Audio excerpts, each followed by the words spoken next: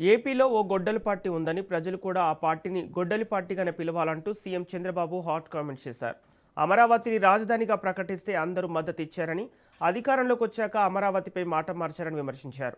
3 రాజధానులు అంటూ 3 ముక్కలాట ఆడారని, ఇప్పుడు మావిగన్ అంటున్నారని ఫైర్ అయ్యారు. గొడ్డలి పార్టీకి తప్ప అందరికీ రాజధాని కావాలన్నారు. కేంద్రానికి చెప్పి రాజధానికి చట్టం చేయించామని, చట్టం చేసినా రాజధానిని గొడ్డలి పార్టీ అంగీకరించడం లేదన్నారు. రౌడీలతో రాజధాని రైతులపై దండయాత్రకు వెళ్లారని మండిపడ్డారు. రౌడీజం చూస్తామంటే ఎవరు ఊరుకోరని హెచ్చరిస్తున్నారు. మనందరి బాధ్యత.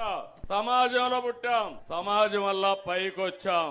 కనీస అవసరాలు లేక తీర్చుకోలేక ఇబ్బంది పడుతున్నారు. అందుకే నేను ఆలోచించేది, మొదల తారీఖున ఎమ్మెల్యేలు గాని, ఎంపీలు గాని, మంత్రులు గాని, రాజకీయ పార్టీ నాయకులే కాకుండా అధికార యంత్రాంగాన్ని కూడా పంపిస్తున్నా.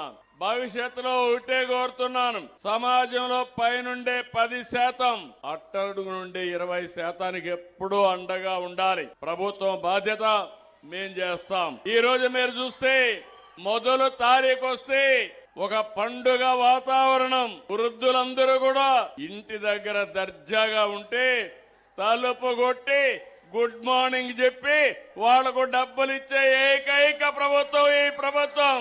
ఎన్నో సంక్షోభాలు, సమస్యలు నా అనుభవంలో కూడా చూశాను, కానీ ఇంత దారుణమైన పరిపాలన నా చరిత్రలో నేను ఎప్పుడూ చూడలేదు.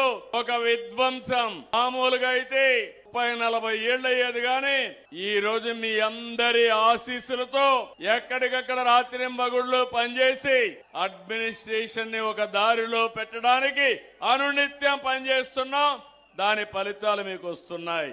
సంక్షేమాన్ని ఇచ్చాం, అభివృద్ధి చేస్తున్నాం. 29,000 మంది రైతులు 33,000 ఎకరాలు భూమి స్వచ్ఛందంగా రాజధానికి ఇచ్చారు. ల్యాండ్ పూలింగ్ లో రాజధాని ప్రారంభిస్తే జరగనీయకుండా అడ్డంబిడి కుట్రలు చేసి అక్కడ చెరుకు తోటలుంటే అవన్నిటికీ అగ్గిపెట్టి మళ్ళా ప్రభుత్వమే చేసిందని కుట్రలు చేసే పరిస్థితికి వచ్చారు. 2019 ఓడిపోగానే మాట మార్చేశాడు.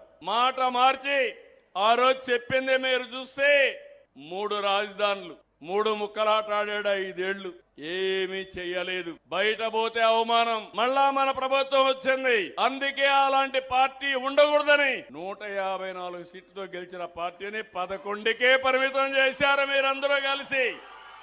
నేను కష్టపడి కేంద్రాన్ని చెప్పాను, వాళ్ళు కూడా ముందుకు వచ్చారు. ఒక రాజధాని మీద ఇంత విషయాన్ని కక్కడం చాలా దుర్మార్గమైన కార్యక్రమం. అది అయింది.